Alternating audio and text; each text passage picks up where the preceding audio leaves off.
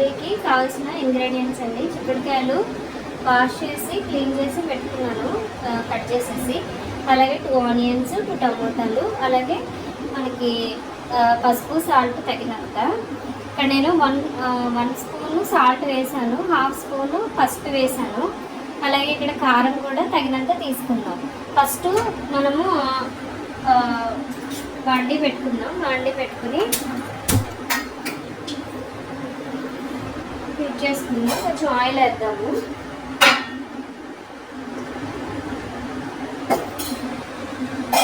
Oil కాగిసినంతలోగా మనము onions అవి cut చేసుకుందాము.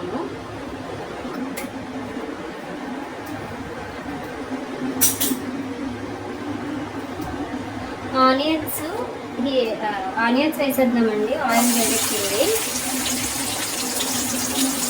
వేసాము.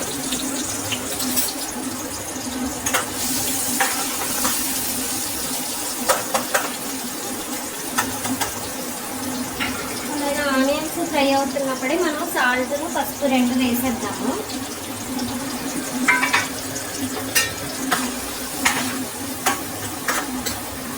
వేసేసి మీడియంలో పెట్టేసి హీట్ మనము కాసేపు మగ్గనిద్దాము. ఆనియన్స్ ఫ్రై అయినాయి కదండి, గోల్డెన్ బ్రౌన్ కలర్లో వచ్చినాయి కదా. ఇప్పుడు మనము చిక్కుడుకాయలు, టమాటాలు 2 వేసేస్తున్నాము.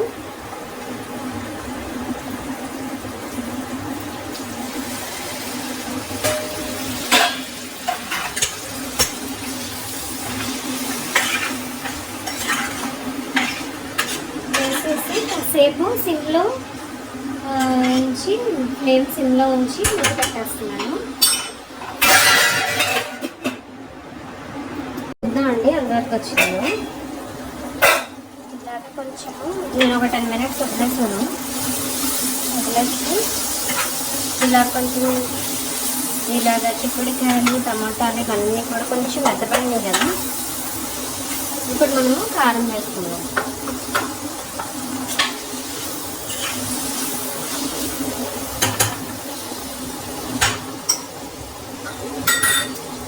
ఇది వెజ్ కర్రీ కాబట్టి మనము కారము ఎక్కువ వేసుకుంటే, మసాలాలు వాటికన్నా కూడా కారం వేసుకుంటే ఈ చిక్కుడుకాయ కర్రీ బాగుంటుందండి. ఇలాగ నేను ఒక 3 స్పూన్స్ వేసుకున్నాను కారము.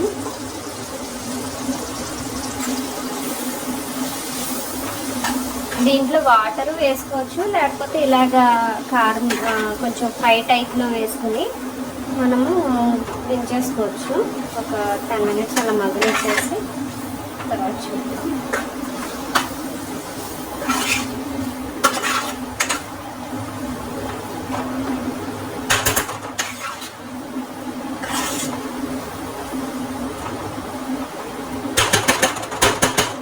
కారం వేసాం కదా, ఇప్పుడు ఒక 10 మినిట్స్ అలా సిమ్లోనే మగ్గనిద్దాము.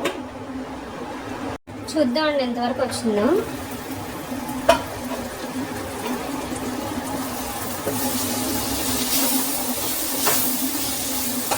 ఇవన్నీ ఇలాగా కొంచెం ఇలా అయ్యింది కదా. మనం దీంట్లోనే ఇలా డ్రైగా ఉంచుకోవచ్చు, లేకపోతే కొంచెం వాటర్ వేసుకుంటే ఇంకా కొంచెము మగ్గించవచ్చు అనమాట. కొంచెం గ్రేవీ టైప్లో అవుతుంది.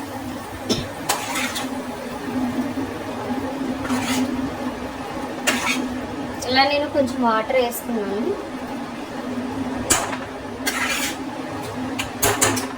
వాటర్ వేసుకుని మీడియం ఫ్లేమ్లో పెట్టి ఒక 5 మినిట్స్ ఉంచుతాను. చేద్దామండి ఎంతవరకు వచ్చిందో. ఇదిగోండి ఆయిల్ పైకి తేలుతుంది కదా. సో ఈ విధంగా మనము ఆపేసుకోవచ్చు అనమాట. ఇది చాలా టేస్టీగా ఉంటుంది చిక్కుడుకాయ టమాటా కర్రీ. సో మీరు కూడా మీ ఫ్యామిలీ మెంబర్స్కి చెయ్యండి, షేర్ చేయండి, సబ్స్క్రైబ్ చేయండి, లైక్ చేయండి. Thank you so much.